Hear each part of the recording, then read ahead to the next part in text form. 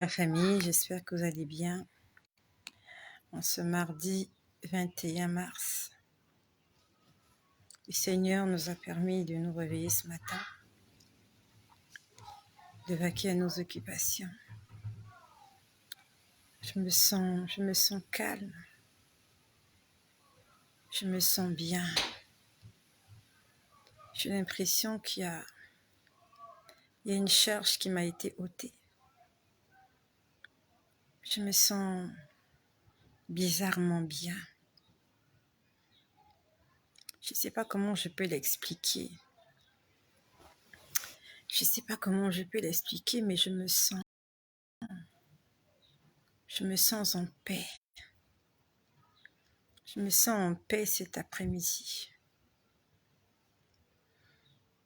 Je me sens en paix. C'est comme si vous êtes dans un aéroport. Vous avez fait vos formalités, rempli vos formalités. Et vous êtes juste là, assis dans la salle d'attente, sur ce banc, et vous attendez l'avion. Et vous n'êtes pas pressé. Vous ne courez pas comme ceux qui sont en retard. Vous êtes juste là, assis. Et vous attendez que l'avion arrive. Ou alors c'est comme quelqu'un qui est déjà dans l'avion et qui a arrangé toutes ses affaires en fait. La mission est finie et la personne elle est juste heureuse de rentrer, heureuse de passer à autre chose. Ça ressemble à ce genre de sérénité-là. Et je prie que le Seigneur me garde dans cet état où je suis calme, où je suis confiante. Je ne sais pas comment je peux l'expliquer, mais je me sens vraiment zen cet après-midi.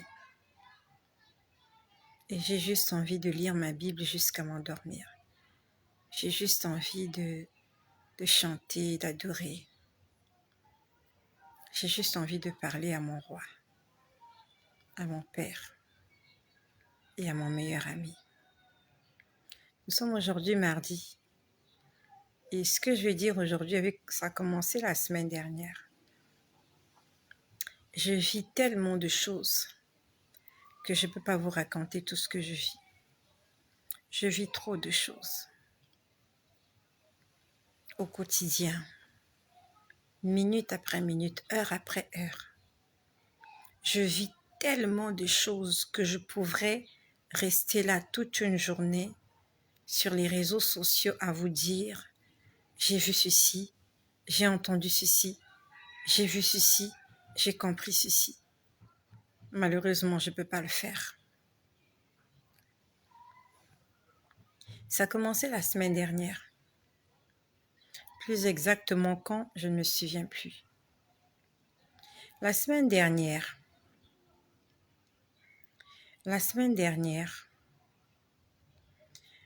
ça s'est passé dans une nuit. Je ne me rappelle plus de quel jour. Alors, ça a commencé par un songe. J'aimerais te demander de ne pas négliger tes songes. Les songes ne sont pas forcément diaboliques. Ne néglige pas tes rêves. Quand tu dors, ce que tu vois, faut pas les négliger. Quand tu t'es réveillé et que tu te rappelles de quelque chose que tu as vu, prie au sujet de cette chose. Si c'est quelque chose de mauvais, demande au Seigneur de l'écarter. Si c'est quelque chose de bon, demande au Seigneur de te l'accorder. Si c'est quelque chose que tu ne comprends pas, demande à Dieu de te l'expliquer. Ça a commencé par un songe. Donc la semaine dernière, je fais un songe une nuit entre lundi et dimanche. Et dans mon songe, on m'avait envoyé dans un bureau à la mairie. Je sais que c'était à la mairie. Il était question que je puisse recevoir un logement. En fait, il était question dans le songe qu'on puisse me loger, donc qu'on puisse me donner une chambre. Une chambre, mais c'était l'État qui devait le supporter, c'est la mairie qui devait supporter cette chambre. Et on devait me la donner gratuitement. Alors, qu'est-ce que j'ai fait pour mériter cette chambre? Je ne sais pas. Mais il était question qu'on me donne une chambre où loger gratuitement et c'est la mairie qui s'en occupait. Je suis en train de vous expliquer mon songe. Donc, on me demande d'aller dans un bureau de la mairie. On me demande d'aller dans un bureau de la mairie et on me dit, va dans tel bureau et tu cherches la porte numéro 7. La porte numéro 7. Est-ce que quelqu'un peut écrire la porte numéro 7? Cette année, le Seigneur est en train de beaucoup me parler du chiffre 7. C'est le chiffre de la perfection, de l'accomplissement. Tout est accompli. Le 7e jour, c'était terminé. Dieu avait fini de créer les cieux, la terre, l'homme. Dieu avait fini de tout créer. Le chiffre 7. Donc, dans mon songe, on me dit, va au bureau de la mairie. Tu vas entrer dans un bureau. On m'a indiqué le bureau. Je ne sais même pas qui est en train de me parler.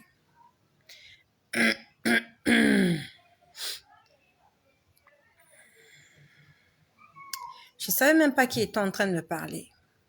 C'était comme lorsqu'on vous donne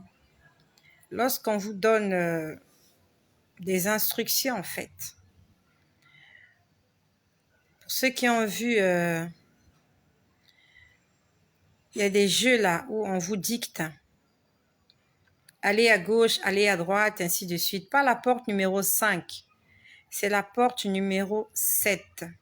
7. 1, 2, 3, 4, 5, 6, 7.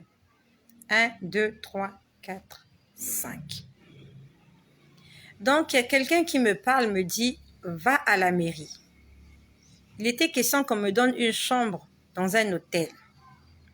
Et cet hôtel-là appartenait à l'État. Et pour que je puisse profiter gratuitement de l'hébergement dans cette chambre, il fallait que j'aille à la porte numéro 7. Parce qu'il y avait quelqu'un qui devait m'aider à avoir cette chambre gratuitement. Et cette personne travaillait à la mairie, plus exactement à la porte numéro 7. Donc, dans mon songe, je me dirige vers ce grand bureau. J'entre dans ce bureau et je vois beaucoup de gens. Chacun était assis derrière son bureau. Bon, est-ce qu'il y avait des hommes ou des femmes? Je me rappelle plus, mais je sais qu'il y avait des gens assis. Chacun était derrière son bureau. Et chaque bureau était numéroté.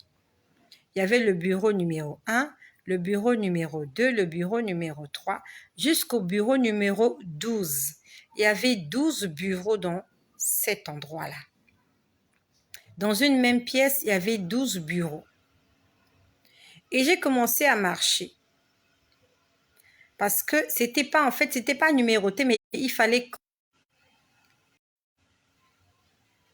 C'était pas numéroté, mais il fallait compter. Donc, j'ai commencé à compter parce que je savais que la porte numéro 7, en fait, c'était pas une porte, mais ça correspondait au bureau numéro 7.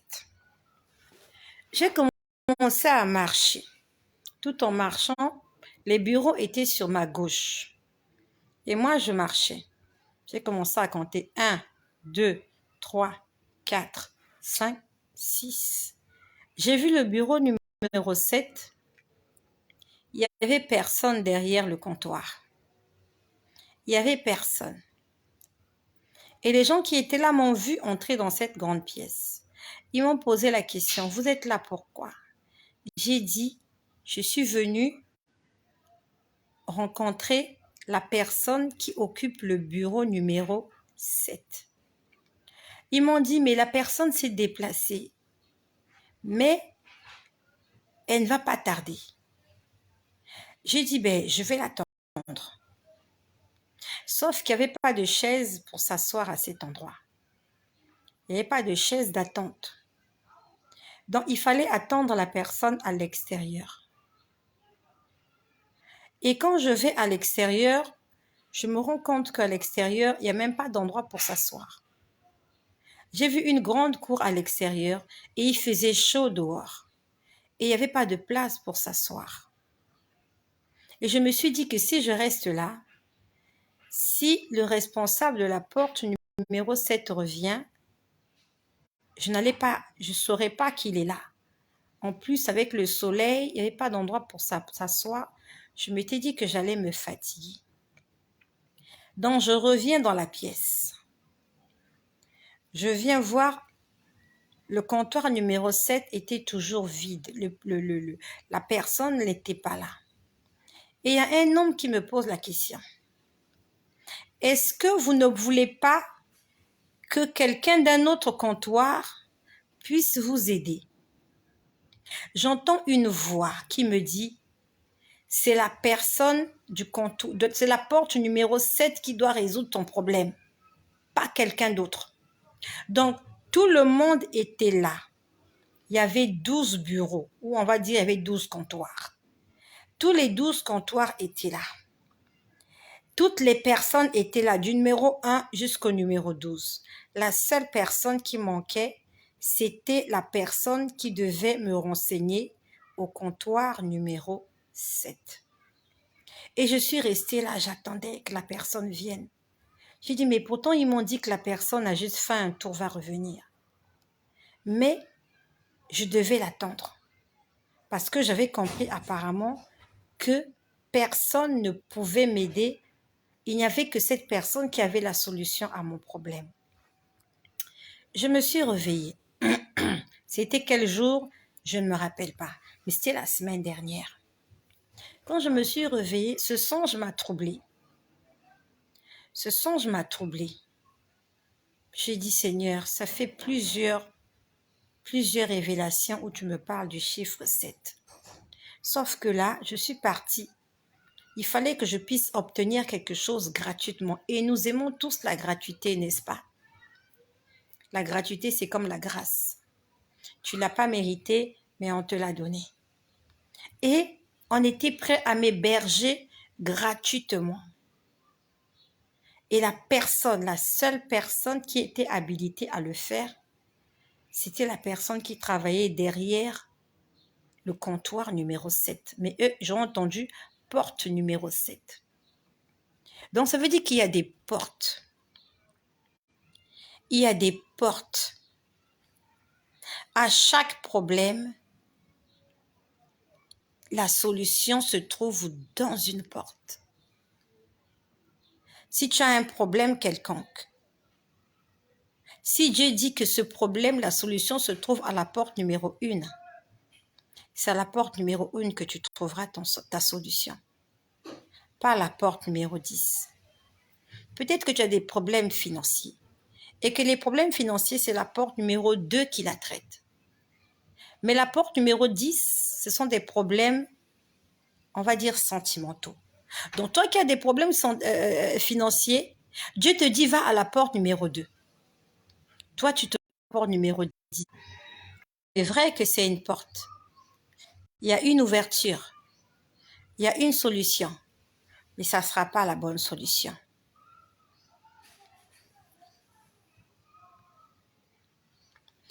Il y a une solution, mais ce n'est pas la bonne solution. J'aimerais que tu demandes à Dieu comment tu dois prier. À chacun de tes problèmes, il y a une solution. Et la solution se trouve quelque part. Et si tu ne vas pas à cet endroit, tu ne trouveras pas la solution. Pour trouver de l'or, il faut un endroit approprié. Pour trouver des perles, il faut un endroit approprié. Pour trouver des diamants, pour trouver de l'émeraude, il faut aller dans des sites spécifiques. Tu ne trouveras pas tout n'importe où et n'importe comment. Il y a des endroits appropriés où si tu vas là-bas, tu vas trouver ce que tu cherches. Si tu veux voir des lions blancs, tu sais qu'il faut aller en Australie. Si tu veux voir des éléphants, des gorilles, tu sais où il faut aller. Tu vas pas aller au pôle Nord et tu vas espérer voir tu vas espérer voir des hippopotames au pôle Nord. Il n'y a pas d'hippopotame au pôle Nord. Si tu veux voir des Esquimaux, des pingouins, c'est pas en Afrique que tu dois aller. À chaque endroit, il y a une richesse appropriée. À chaque porte, il y a une solution. Et que le Seigneur te guide vers la bonne porte.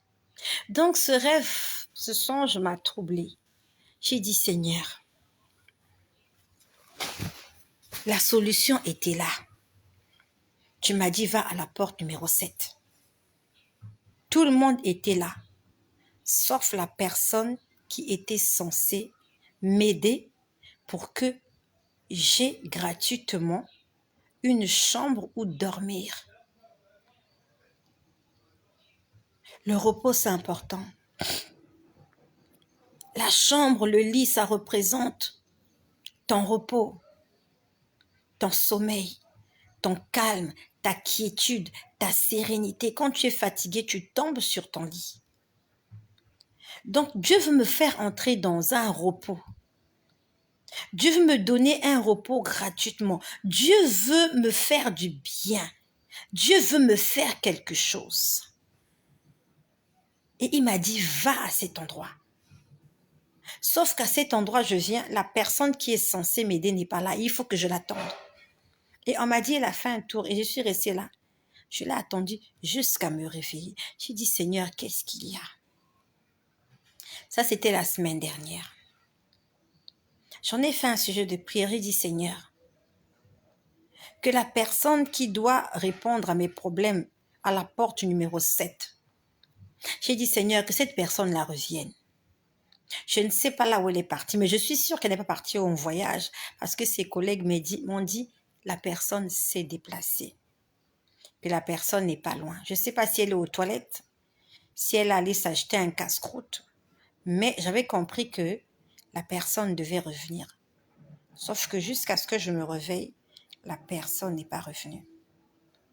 J'ai dit, pour la énième fois, j'ai dit, je sais que Dieu veut me faire du bien. J'aimerais te demander de servir le Seigneur. Je ne vais pas te garantir que tous les jours seront beaux. Non. Il y a des jours où tu vas pleurer comme moi. Il y a des jours où tu vas pleurer, où tu vas te poser des questions, mais Dieu ne t'abandonnera jamais. C'est comme j'ai parlé hier. Il m'a expliqué hier au sujet des cycles menstruels. Je ne sais pas si tu étais là. Dieu m'a expliqué l'importance du cycle menstruel dans la vie d'une femme. Il m'a dit c'est une période qui dérange les femmes, mais c'est une période qui est très importante pour l'équilibre hormonal de la femme.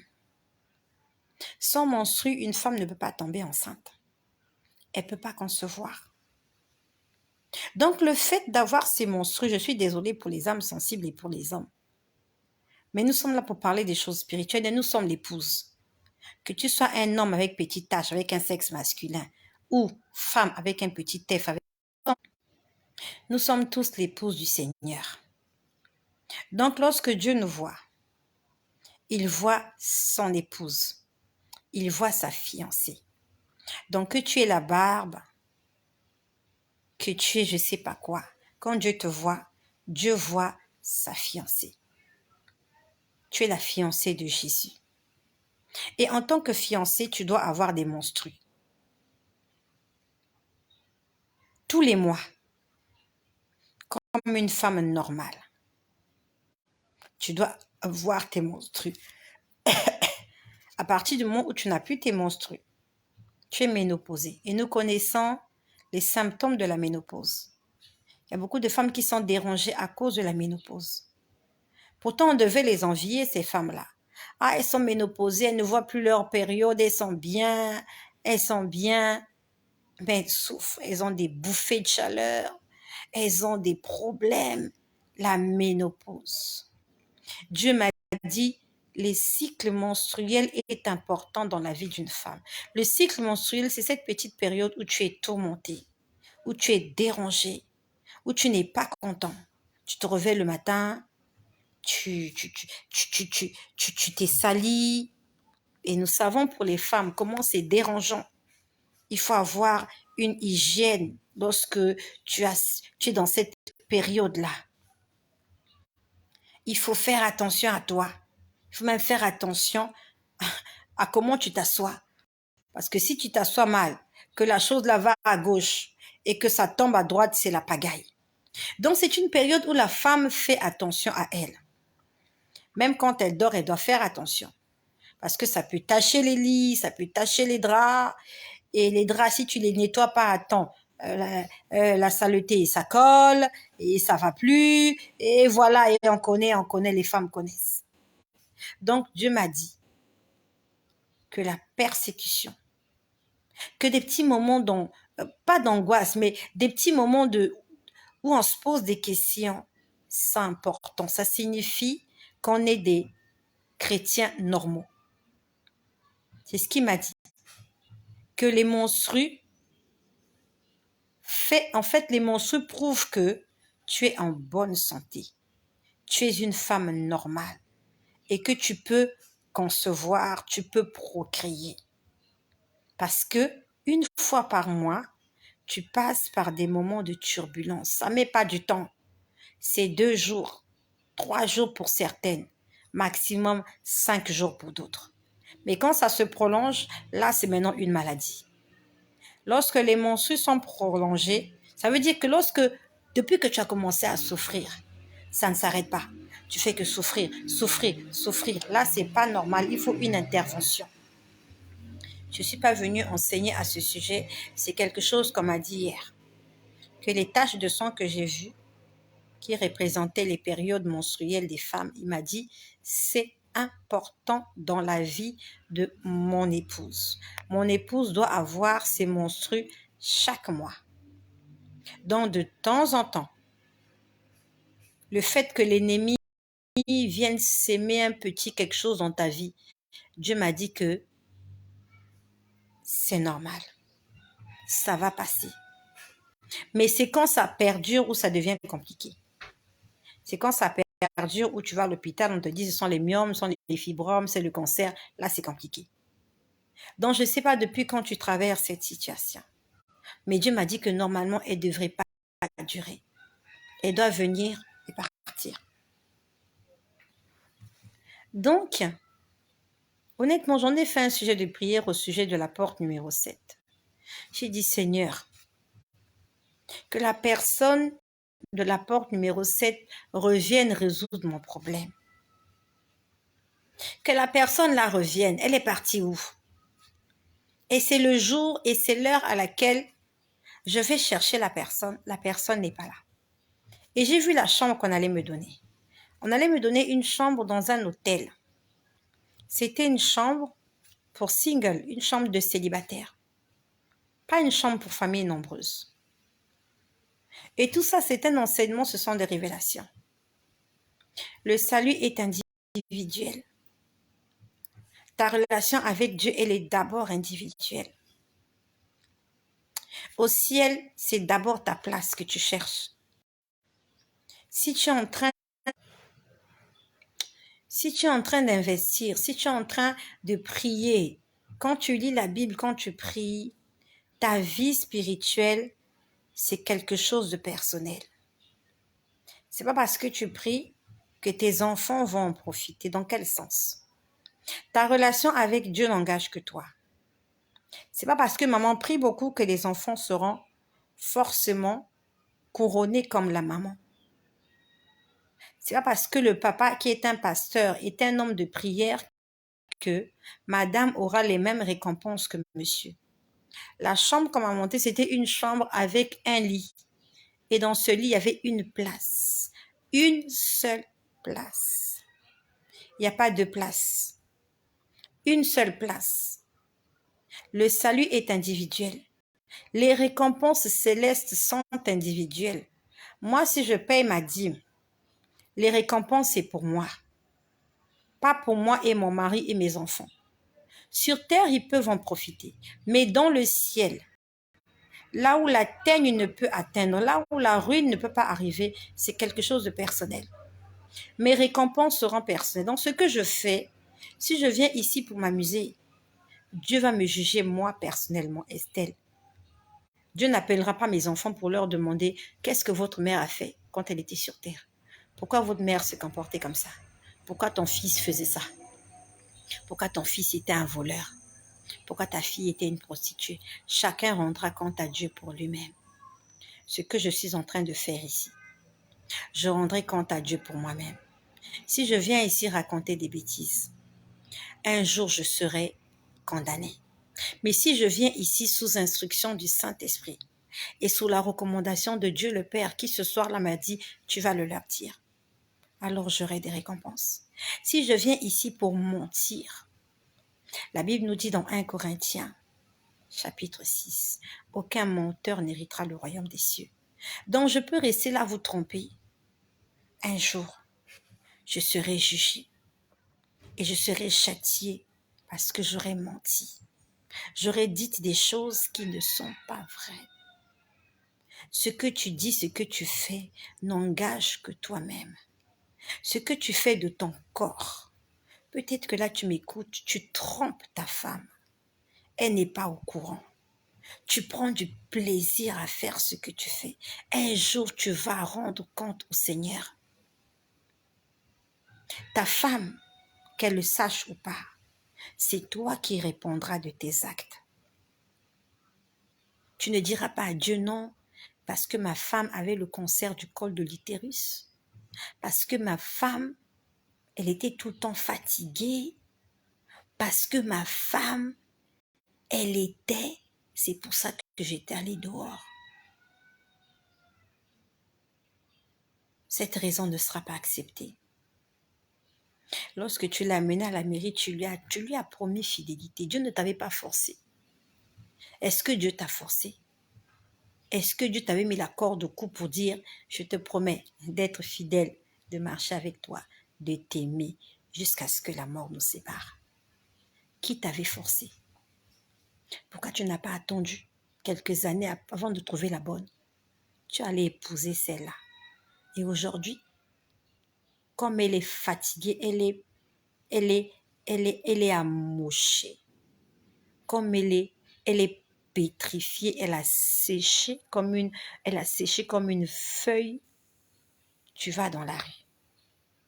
Parce que elle ne ressemble plus à ce à quoi tu voulais. Tu vas rendre compte à Dieu. Tu ne diras pas à Dieu non, c'est parce qu'elle était trop sec. Elle était trop sèche. Elle était comme une feuille morte. Elle était bizarre. Elle faisait le ménage jusqu'à 4 heures du matin. Mais pourquoi tu ne vas pas l'aider? Si tu trouves qu'elle travaille trop, prends-lui une ménagère. Comme ça, elle va monter au lit plus tôt. Ou si vous n'avez pas les moyens, va l'aider. Quand vous finissez de manger, aide-la à faire la vaisselle. Comme ça, elle va monter au lit plus tôt. Tu vas rendre compte à Dieu pour toi-même, mon ami. Dans cette chambre-là, il n'y avait qu'un seul lit. Un seul lit. Et c'était comme une chambre d'étudiant. Comme au campus. Une chambre d'étudiant. Tu as le lit, tu as ton petit meuble, à ton petit bureau et les toilettes. C'est à ça que ressemblait cette chambre. J'ai dit, Seigneur, il est où le monsieur de la porte? Je ne sais pas si c'était un monsieur ou une femme. Mais sinon, apparemment, c'était un monsieur parce qu'on m'a dit, il s'est déplacé. Il est où le monsieur de la porte numéro 7? C'est passé. Ça, c'est la semaine dernière. Bon. Est-ce que j'ai oublié cette histoire? On dirait que je commençais à l'oublier parce que ça fait quelques jours déjà. Aujourd'hui, nous sommes le quantième. What is the date of today? Aujourd'hui, 21 mars. J'ai oublié cette histoire de la porte numéro 7. Aujourd'hui, je me suis réveillée ce matin à 7h. 7h, non, 6h50 et quelques. Je suis allée vaquer à mes occupations calmement. Je suis plus pressée. J'ai fait le ménage, j'ai fait. Vraiment, j'étais pas pressée. Calmement, calmement. Et Dieu merci, j'ai reçu un peu d'argent. J'ai reçu un peu d'argent. J'ai reçu un peu d'argent pour pouvoir subvenir à mes besoins. Le Seigneur a touché le cœur de quelqu'un qui m'a donné un peu d'argent ce matin. On va dire 500 € par là, afin que je puisse m'occuper de moi et de mes enfants, que j'ai de quoi faire des courses. Et j'ai dit merci au Seigneur, parce qu'il prend soin de moi, parce qu'il touche les cœurs des gens. Même quand je n'ai rien à donner à ces gens-là, je n'ai rien à donner à ces personnes. Mais cette personne me donne son argent afin que je puisse manger, mes enfants et moi. Et j'étais en train de dire, Seigneur, bénis cette personne.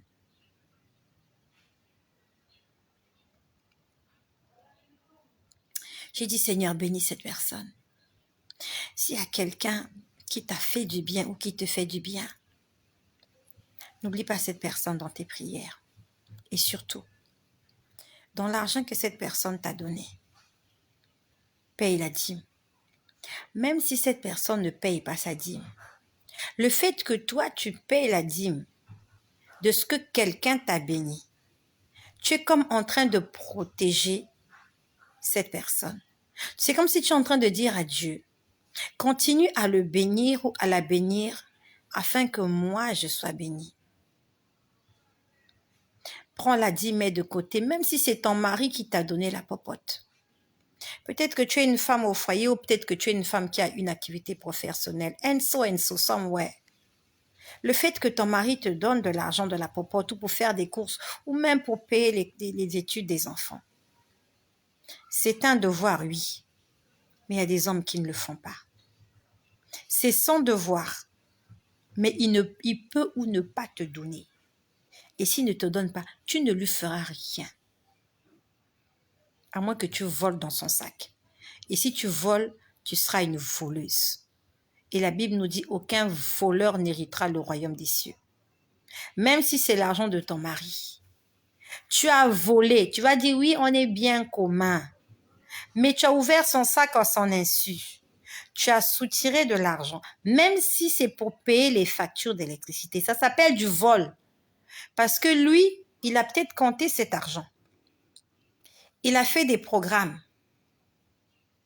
Et il va commencer peut-être à accuser quelqu'un d'autre alors que la voleuse, c'est toi, madame, la maman des enfants.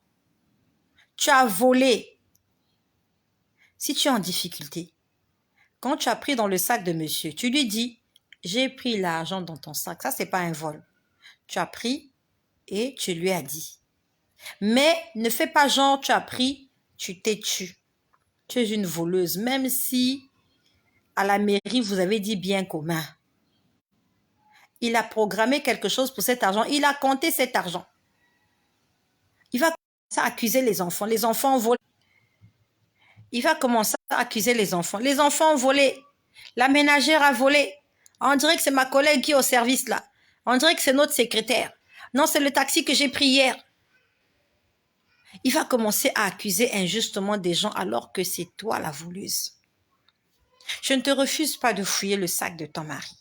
Peut-être que ton mari est pingre, il te donne rien. Ok, somewhere. Si tu as vu l'argent dans ses poches, prends, va faire ce que tu as à faire, mais après, même pas après, fais-lui un texto pour qu'il n'aille pas accuser quelqu'un, pour qu'il ne soit pas ridicule. Fais-lui un texto, tu lui dis, j'ai pris 20 000, 10 €, j'ai pris 100 € dans ton sac. C'est moi qui ai pris.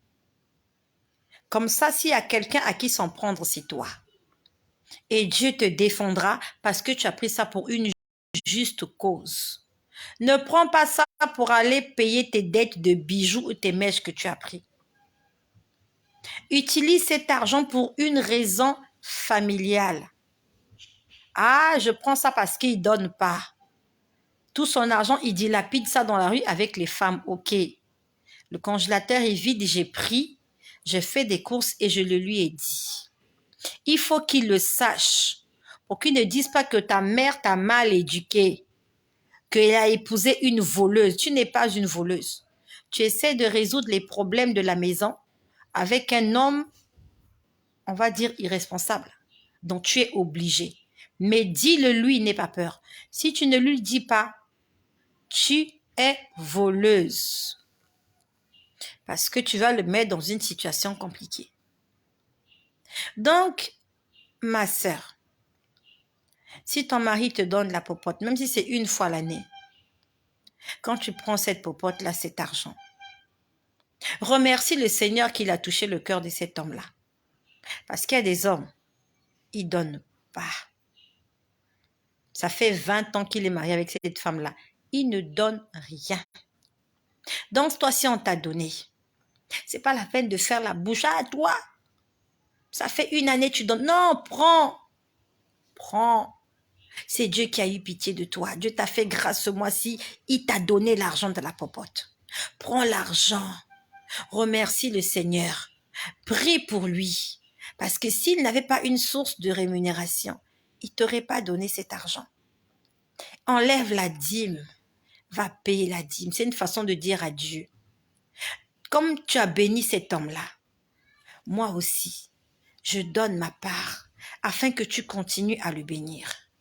La Bible nous dit que lorsque nous payons la dîme, Dieu va menacer le dévoreur à notre avantage. Il va menacer celui qui vient pour voler, égorger et détruire. Parce que tu as payé la dîme, c'est comme un signe de reconnaissance. Tu dis à Dieu, j'ai fait ma part. Seigneur, menace le dévoreur. Menace celui qui va empêcher mon mari de me donner l'argent de la popote, de me donner l'argent pour payer la maison, de me donner l'argent pour faire des courses. Seigneur, Seigneur, lève-toi en ma faveur. Même si la popote n'est pas régulière, quand tu l'as,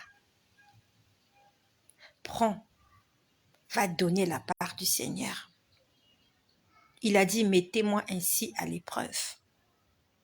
Mettez-moi à l'épreuve. Je sais que tu as des problèmes financiers. Mais si cet homme-là ne t'avait pas donné l'argent, tu allais être fauché. Donc, si tu enlèves 20 000, tu enlèves 10 euros, tu enlèves 20 euros, ça fait quoi? Tu n'avais même pas ça depuis ce matin. La semaine dernière, tu n'avais pas ça. Ça fait longtemps que tu as vu un billet. Maintenant que Dieu a envoyé quelqu'un pour te donner un billet, tu ne veux pas donner ça pour Dieu. Je n'ai pas dit de donner tout, hein. Attention. On n'a pas dit qu'il faut tout donner. Je n'ai pas dit prends tout l'argent, va donner à l'église. Prends le 1/10 de ce qu'on t'a donné. Tu dis Seigneur, ça c'est en signe de reconnaissance de ce que ce mois-ci, il y aura à manger dans mon congélateur. Donc j'étais en train de prier pour cette personne. Je disais Seigneur, bénis cette personne, bénis ses entreprises. Cette personne n'est pas obligée de s'occuper de moi. Cette personne, je ne travaille pas dans sa société. Je ne rapporte rien à cette personne. Mais le Seigneur a touché son cœur afin qu'il me donne 500 euros. J'ai dit, Seigneur, bénis ses entreprises. Garde-le en vie et en bonne santé. Bénis sa famille. Bénis ses enfants. Parce que s'il a des problèmes dans sa famille, il ne pourra pas m'aider de temps en temps. Seigneur, j'étais en train de prier pour cette personne quand je suis montée tout à l'heure, quand j'ai fini de faire tout ce que j'avais à faire. J'ai prié pour cette personne. Et avant de prier pour cette personne, j'ai d'abord lu la Bible dans Lévitique. Là où on parle de la lèpre sur les vêtements. Et ça parlait de pureté et d'impureté. Donc au départ, j'ai dit, Seigneur, rends-moi pure. Parce que dans l'Ancien Testament, et même jusqu'à aujourd'hui, la lèpre, c'est considéré comme une maladie impure. Quand tu as la lèpre, tu es impur. Tu dois être éloigné de la société. Tu dois être éloigné des gens parce que c'est une maladie très contagieuse. Je ne sais pas si elle existe toujours. Donc je disais, Seigneur, rends-moi pure. Après, je disais, Seigneur, bénis cette personne. Bénis cette personne, Seigneur. J'ai dit, Seigneur, fais du bien à cette personne. Qu'il ne lui manque jamais quoi que ce soit. Qu'il ne manque jamais de l'huile, de la farine dans la cuisine de cette personne. Parce que cette personne a entendu sa voix, a entendu ta voix. Tu lui as dit, va bénir ma servante, va faire du bien à cette femme. Et il a obéi. Il pouvait entendre la voix de Dieu et ne pas exécuter. Mais il a entendu et il a exécuté pour que moi je sois en paix. Et j'ai dit, Seigneur, bénis cette personne. Et que le Seigneur bénisse toutes les personnes qui me soutiennent de toutes les manières que ce soit, spirituellement, par vos prières, moralement, toutes les personnes qui m'écrivent, financièrement, toutes les personnes qui s'aiment dans ce ministère. Que le Seigneur vous bénisse, qu'il se souvienne de chacun d'entre vous et qu'il vous donne au centuple tout ce que vous faites pour chacun de ses enfants sur cette terre. Et pendant que j'étais en train de prier à ce sujet, j'étais allongée sur mon dos. J'ai entendu un bruit. Je ne peux pas vous décrire ce bruit. C'était un bruit, je ne sais pas comment décrire ce bruit. J'ai entendu un bruit bap. Honnêtement, j'ai du mal à décrire ce bruit. Mais le bruit, ça s'est passé dans ma chambre. Donc, en fait, j'étais consciente qu'il y avait quelque chose qui se passait dans ma chambre.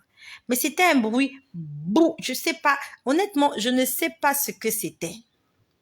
Je n'étais pas en train de dormir. Ça fait combien de temps que je suis en ligne là? J'ai pas envie de trop parler aussi. Bon, c'est pas grave.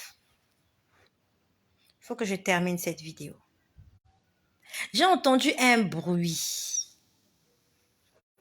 J'étais allongée sur le ventre, pas sur le dos, sur le ventre. J'étais allongée sur le ventre contre mon coussin et j'étais en train de prier. J'ai entendu un bruit. Bon, je me suis dit, je continue de prier. Quand j'entends ce bruit, je vois un homme. Non, non, non, non, non, non, non. Non, non, non, non, non. Avant que je vois cet homme, j'entends une musique. J'entends une musique. C'était juste un tin, tin, tin, tin, tin, tin. Il n'y avait pas encore les paroles. J'ai entendu cette musique. Elle a chanté, elle a chanté, elle a chanté. Après, la musique s'est arrêtée. J'entendais maintenant quelqu'un chanter. Cette personne avait la voix d'une femme. Cette personne était en train de chanter une chanson d'amour. Vraiment une chanson d'amour. J'ai du mal à vous dire exactement ce qu'on disait, mais c'est comme une femme qui déclarait sa flamme à un homme. C'était de douces paroles. C'était une douce parole. C'était une femme qui chantait. Et je sais qu'elle était en train de chanter pour son amour. Elle était en train de chanter pour l'homme de sa vie. Elle disait, j'ai oublié les paroles, mais c'était beau, c'était tellement amoureux. Je me suis dit, c'est quoi cette chanson d'amour, ça? J'ai dit, moi aussi j'entends tellement de choses. J'ai dit, mais c'est quoi cette chanson d'amour? Mais c'était vraiment une chanson d'amour. Mais c'est une femme qui chantait ça, et je sais qu'elle chantait ça pour son mari. Et j'étais là, j'écoutais la chanson. Je me suis dit, la chanson là, c'est de Dieu ou c'est pas de Dieu? C'est la question que je me posais. J'ai dit ça, ce genre de chanson-là. C'est le genre de chanson qu'on chante quand on est amoureux de quelqu'un. Après, j'entends une voix qui me dit, mais Dieu a une partenaire. Jésus a une partenaire. Jésus a son épouse. Il m'a dit, cette chanson, c'est la chanson de l'épouse pour l'époux. C'était une très belle chanson d'amour, avec une belle mélodie, sauf que je ne l'ai pas retenue.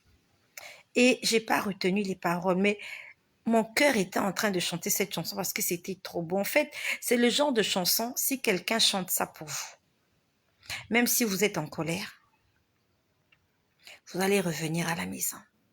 C'était vraiment... Je sais plus. Et je crois que Dieu veut que nous puissions composer des chansons d'amour comme ça pour lui. Vous voyez ce que le monde est en train de faire? Les hommes chantent pour les femmes chantent pour les hommes, mais ils chantent pour des êtres charnels, pour des êtres éphémères, pour des êtres qui sont prêts et susceptibles à les tromper, à leur briser le cœur. Mais nous chantons pour un Dieu qui est fidèle. Notre époux, Jésus-Christ, il est fidèle. Et on doit lui composer des chansons d'amour. Pas pour la femme qui est dans ton lit, parce que la femme qui est là, un jour, elle va peut-être partir. Elle va te trahir. Pas pour ton mari qui t'a abandonné avec les enfants, tu chantes pour qu'il revienne alors qu'il est dans les bras d'une autre. Mais une chanson d'amour pour Jésus. Je l'ai entendue cet après-midi et c'était une chanson d'amour. Une chanson, c'était une femme qui déclarait sa flamme pour son homme. Et c'était poignant, c'était perçant, c'était bien composé. Et ma prière est que Dieu me fasse encore écouter cette chanson, afin que je puisse chanter cette chanson pour la gloire de Jésus. C'était vraiment une chanson d'amour, du genre, je suis bien dans tes bras, je veux marcher avec toi, rester à tes côtés, prends-moi avec toi, serre-moi dans tes bras, ne me laisse pas. C'était vraiment une chanson d'amour. Que le Seigneur, je t'en supplie, fais-moi encore écouter cette mélodie. Je vais aller en studio, Seigneur, je vais enregistrer cette chanson pour ta gloire. Pas pour un homme, mais pour toi, Jésus.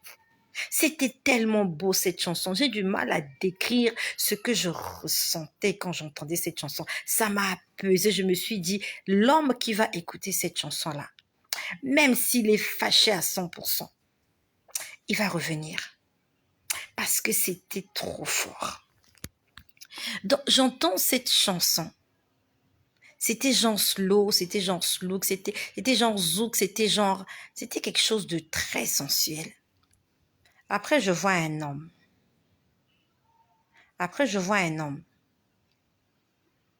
Cet homme était habillé en noir. Et cet homme me regardait. Cet homme m'a dit, il me parlait.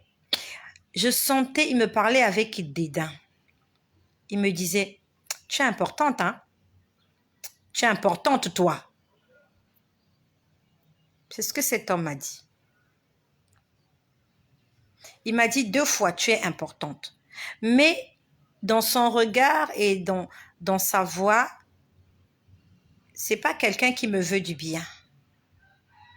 C'est pas quelqu'un qui me veut du bien. Soyez patient. Soyez patient. Je suis en train de vous expliquer step by step ce que j'ai vécu. Donc, laissez-moi aller progressivement. Let me to continue. Ne sois pas pressé. Tout ça fait partie du processus du chiffre 7. Ne soyez pas pressé. Je n'ai pas envie de brûler les étapes, sinon je me perds moi-même. Je suis en train de vous expliquer quelque chose que j'ai vécu cet après-midi. C'était quoi, 14h 13h, 14h. Donc cet homme-là me dit 2 fois, tu es importante, hein? Il m'avait quelque chose comme ça. Il me dit, tu es importante, toi. Tu es importante. Je me suis dit, pourquoi cet homme-là m'a dit ça? Pourquoi il m'a dit que je suis importante? En quoi suis-je importante? En quoi suis-je importante? Bref. Après, je vois une scène. Je vois des gens. Je vais essayer de décrire comment ils étaient habillés. Vous voyez, dans l'ancien temps, les hommes avaient une façon de s'habiller. Ceux qui faisaient, ceux qui ont créé le... On voit ça dans les vieux clips américains, là. Ceux qui chantaient le gospel dans le temps, là. Bon, peut-être pas gospel, mais ceux qui ont révolutionné la musique noire américaine. Ils ressemblaient à ces gens-là, de l'ancien temps. Vous voyez comment ils s'habillaient avec des pattes d'œuf, avec des bottes, avec beaucoup de cheveux. Si vous avez vu les vieux clips de Michael Jackson, quand ils étaient petits, les Jackson 5, ou de, je ne sais pas, c'était Mike Brown, quelque chose comme ça. Les vieux, comment on appelle, les noirs américains là, des années 70, comment ils s'habillaient là avec leur afro, leur coupe de cheveux afro, leurs pantalons pattes d'œuf, ils étaient habillés comme ça. Et ces gens-là étaient en train de marcher. Ils étaient en train de longer un couloir. Ils étaient habillés de la même façon. Ils étaient coiffés de la même façon. Et en fait, c'est comme s'ils étaient des jumeaux. Ils étaient en train de marcher. Ils avaient porté des chaussures. Leurs chaussures étaient... Bon, j'ai oublié la couleur des chaussures. Pantalons. Parce que comme leurs pantalons étaient pattes d'œuf, vous voyez, les pantalons qui, le bas, là, c'est très béant. Ça couvre les pieds. Donc, je ne sais plus trop quelle était la couleur de leurs chaussures. Mais je sais qu'ils avaient les mêmes chaussures. Leurs pantalons étaient blancs. Leurs chaussures étaient blanches aussi, je crois. Leurs pantalons étaient blancs. Leur haut était vert. C'était du vert. C'était vert. Vert clair. Et ils avaient quelque chose autour du cou, comme, je ne sais pas comment je peux dire ça. Ils avaient quelque chose autour du cou, je ne sais pas comment on appelle ça.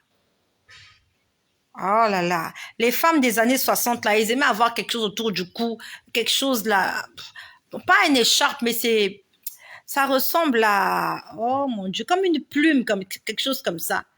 Un tissu plume, comme des plumes. C'était couleur blanc aussi. Et ces gens-là étaient en train de marcher. Ils étaient en train de marcher, ils étaient en train de longer un couloir. Mais c'était un couloir, comment je peux expliquer ça? Comment je peux expliquer? Pas vraiment un couloir, mais bon, ils étaient en train de marcher. Ils marchaient les uns derrière les autres. Et quand ils marchaient, il y a un qui a trébuché, qui s'est fait mal et qui s'est assis. Il y a un qui a trébuché, j'ai senti qu'il s'est fait mal à la jambe, je crois que c'était la jambe gauche. Et il s'est assis et c'est comme s'il avait mal. Et pendant que je vois cette scène,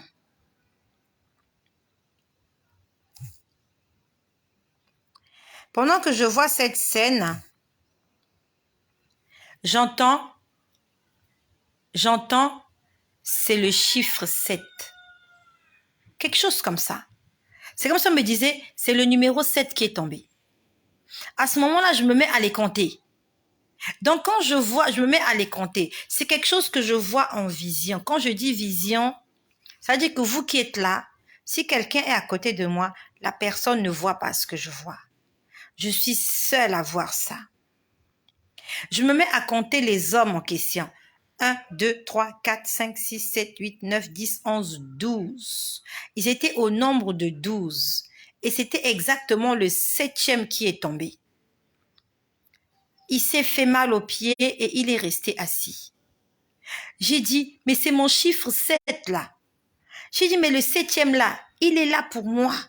Donc, en fait, je me rappelle de ce que j'ai vécu la semaine dernière où on m'a dit, va à la porte 7. Le monsieur de la porte 7 n'était pas là. Et là, on me montrait comme des musiciens, habillés pareil. Ils allaient quelque part.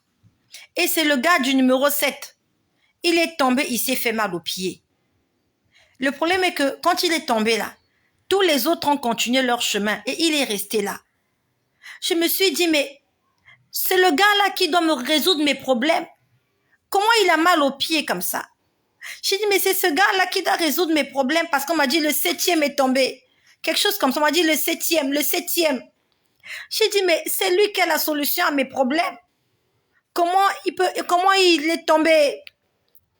Et je vois comme quelqu'un qui vient. Je vois comme quelqu'un qui vient. J'ai senti quelqu'un venir. Cette personne est venue avec de l'amour, avec de la tendresse, avec de la compassion et a commencé à essayer de masser le pied du 7e. Il était en train d'essayer de le guérir. Je l'ai vu cet après-midi, mais il a fait avec amour. Je pouvais sentir de l'amour. Je pouvais sentir de la chaleur. Quelque chose de chaleureux, quelque chose de bien. Et la personne était en train de guérir le numéro 7 avec son cœur.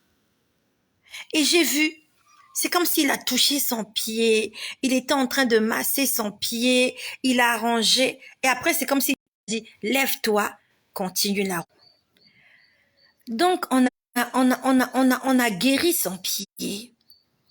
C'était une main, la main d'un homme. C'était la main d'un homme qui est venu, a guéri les pieds du numéro 7 et lui a dit, lève-toi, continue de marcher. Et le numéro 7 s'est levé. En fait, il a commencé à marcher comme un peu en titubant.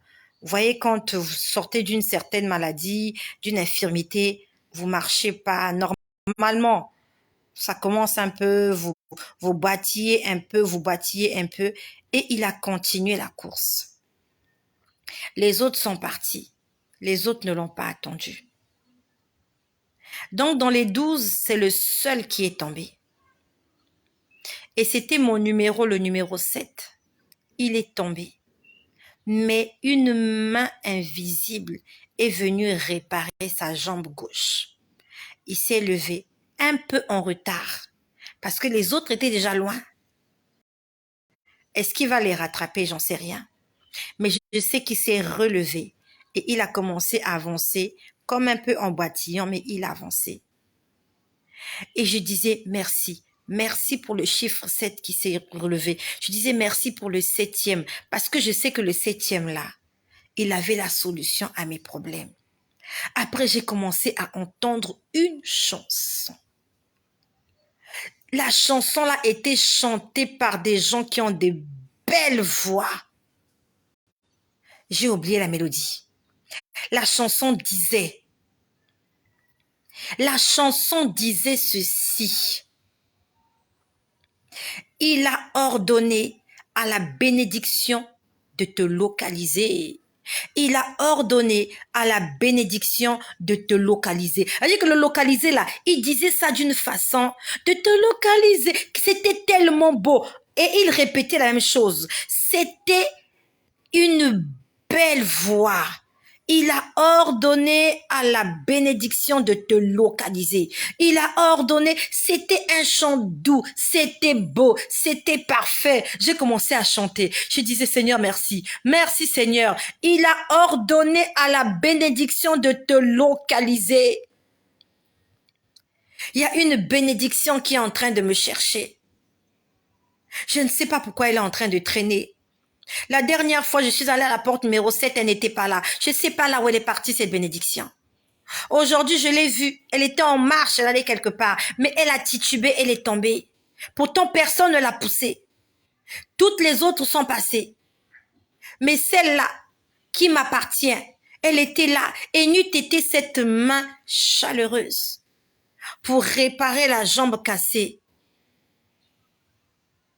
Le numéro 7 n'allait pas se relever. J'entendais les gens chanter. Il a ordonné à la bénédiction de te localiser. Il a ordonné à la bénédiction de te localiser. Il a ordonné et il chantait ça d'une façon. Je dis que je ne sais même pas. Je sais même pas parce que je ne l'ai pas enregistré. C'était trop beau. C'est pas possible de chanter comme ces gens-là. Il a ordonné à la bénédiction de te localiser. Hier, pour ceux qui ont suivi mon partage, je vous ai dit que ça faisait 2 fois que je voyais des gens entrer dans ma cuisine pour essayer de faire des choses. Et quand j'ai prié hier, j'ai dit, Seigneur, c'est quoi cette histoire? Hier, j'ai entendu, le Père a dit. J'ai eu la réponse aujourd'hui. Hier, on m'a dit, adore. Aujourd'hui, j'ai entendu clairement ce que le Père a dit. Il a ordonné à la bénédiction de me localiser. Ce sont les bénédictions du Deutéronome 28. Les bénédictions qui accompagnent l'obéissance. Le fait que tu obéisses à Dieu, c'est pas pour autant dire que je suis sainte. Je suis pas sainte. Il m'arrive de commettre des bêtises. Mais je fais des efforts pour ne pas pécher. Je fais des efforts avec ma chair, avec mon âme, avec mon esprit. Il y a des bénédictions qui accompagnent l'obéissance. Tu n'as pas demandé. Mais le fait que tu sois obéissant, Dieu va te bénir. Va lire Deutéronome 28. Il y a des Dans Deutéronome 28, il y a des malédictions qui accompagnent la désobéissance. Et il y a des bénédictions qui accompagnent l'obéissance. Ça veut dire que lorsque tu obéis, tu n'as pas besoin de demander certaines choses. Ton obéissance fait qu'il y a des bénédictions qui sont attirées à toi. Elles vont venir simplement, sans pourtant que tu les aies cherchées. Tu n'as pas besoin de jeûner, tu n'as pas besoin de prier, tu n'as pas besoin de demander. Dieu ordonne. Le fait que tu sois obéissant, Dieu dit, accompagnez-la. Parce qu'elle est obéissante.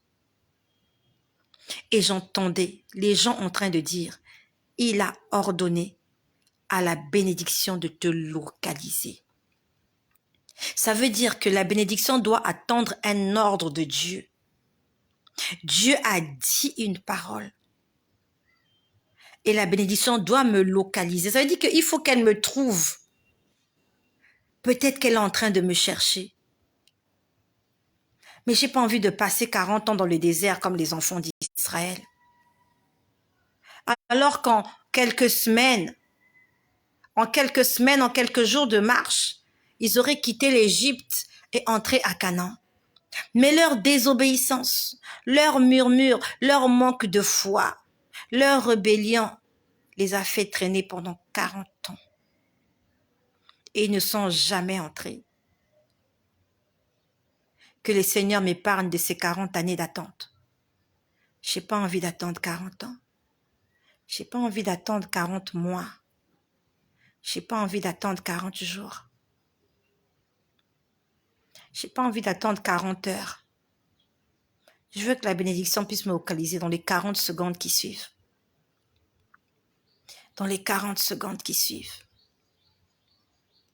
Et ma prière pour toi, qui obéit à la voix du Seigneur, qui obéit à la voix de Dieu, de la même façon qu'il a ordonné que la bénédiction me localise. Ça veut dire qu'elle a besoin d'un GPS. Elle doit te reconnaître. Donc, tu dois avoir un signe. Pour localiser quelque chose, il faut un signe. S'il n'y a pas ce signe sur toi, elle ne pourra pas te reconnaître. Elle pourra passer à côté de toi et ne pas savoir que c'est toi. Que le Seigneur t'aide à ce que tu sois localisable. Que tu sois facilement détectable. Dans les rayons laser de la bénédiction qui est en train de venir vers toi. Le chiffre 7, c'est le chiffre de la perfection. Dieu a envie de me bénir de façon parfaite. Pas parce que je l'ai mérité, pas parce que je l'ai demandé, simplement parce que j'ai obéi. Et ça fait 2 fois que cette bénédiction-là est en train de m'échapper. Cette année, Dieu m'a dit c'est l'année du changement. Il m'a parlé de 7, encore et encore en janvier, en février. Là, nous sommes en mars. Il me parle de 7. Le chiffre 7, tout est accompli. Dieu a terminé la création le 7e jour. C'était le jour du repos. Et Dieu veut que je puisse entrer dans cette chambre que la mairie va me donner. Et ils vont me donner cette chambre gratuitement. Je ne payerai pas le loyer. Je ne payerai pas les factures d'électricité. Ils vont me donner des choses gratuitement.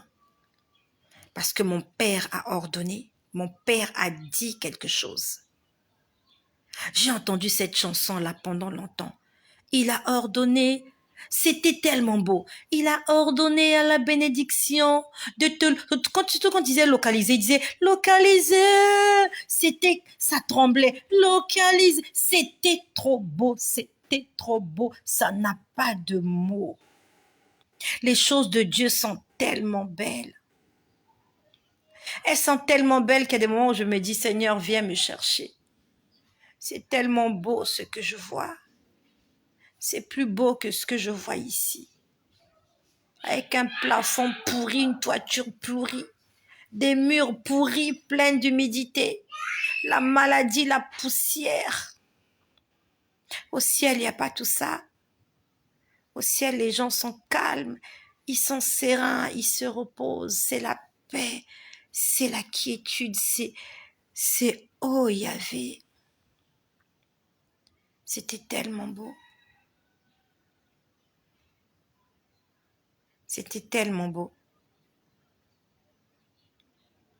Que le Seigneur t'ouvre les yeux afin que tu puisses contempler sa splendeur. La splendeur de Dieu va changer ta façon de penser. Quand tu verras la splendeur de Dieu, quand tu verras la splendeur qu'il y a dans les choses spirituelles, ton langage changera. Et un jour, je me suis réveillée avec cette chanson. C'était le jour où le Seigneur me montrait l'esprit de mort qui se promenait dans ma famille et qui m'avait épargnée. Lorsqu'ils sont venus me dire que normalement, après que ma mère soit partie, moi je serais allée 2 mois plus tard. C'était prévu que je parte 2 mois plus tard avant ma mère. C'est ce qu'ils avaient prévu. Et ce matin-là, il y a un chant qui s'est réveillé avec moi. Au-delà des océans,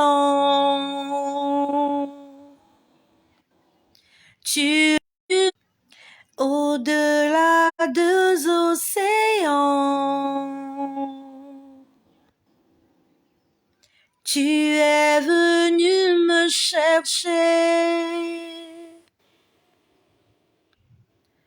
Au-delà de mes tourments, ton amour a triomphé. Montre-moi la splendeur et la beauté qu'il y a à te servir de tout cœur, à se confier à ta voix.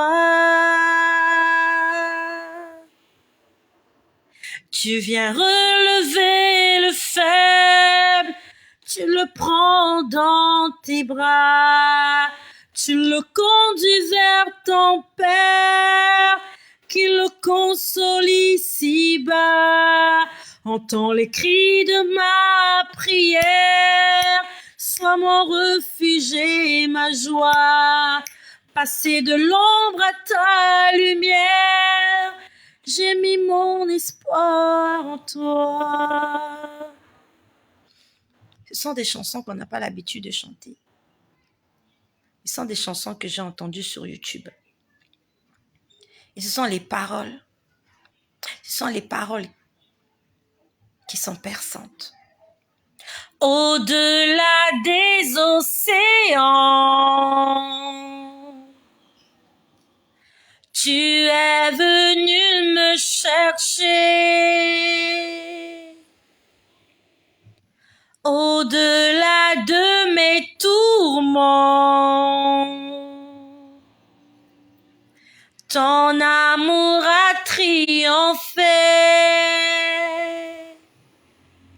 Montre-moi la splendeur et la beauté qu'il y a à te servir de tout cœur, à se confier à ta voix. Tu viens relever le faible, tu le prends dans tes bras, tu le conduis vers ton Père, qui le console ici-bas. Entends les cris de ma prière, sois mon refuge et ma joie. Passer de l'ombre à ta lumière, j'ai mis mon espoir en toi. La chanson dit: montre-moi la splendeur et la beauté qu'il y a à te servir. Montre-moi la splendeur et la beauté qu'il y a à te servir de tout cœur et à se confier à toi. Lorsque tu sers Dieu, lorsque tu te confies en Dieu, Dieu doit te montrer sa beauté et sa splendeur. Dieu doit te montrer quelque chose d'extraordinaire. J'aimerais que tu en fasses une prière. Si tu sais que tu sers Dieu de tout ton cœur, si tu le sers avec ton cœur, ton corps, ton âme et ton esprit, montre-moi la splendeur et la beauté qu'il y a à te servir de tout cœur, à se confier en toi. Que le Seigneur te montre la splendeur et la beauté qu'il y a de ce que tu le sers et de ce que tu te confies en lui. Que les bénédictions du Deutéronome 28 t'accompagnent. Que le chiffre 7, le chiffre de la perfection, le chiffre de l'accomplissement, tout est accompli. Que cela soit ton partage. Que la bénédiction te localise. Parce que le Père a dit quelque chose. Et qu'est-ce que le Père a dit? Le Père a demandé. Non, pas il a demandé. Il a ordonné, il a donné un ordre. La Bible nous dit que la parole de Dieu ne revient pas à lui sans avoir accompli ce pourquoi il est sorti. Si la parole est sortie de la bouche du Père, si elle ne me trouve pas, elle ne repartira pas. Et que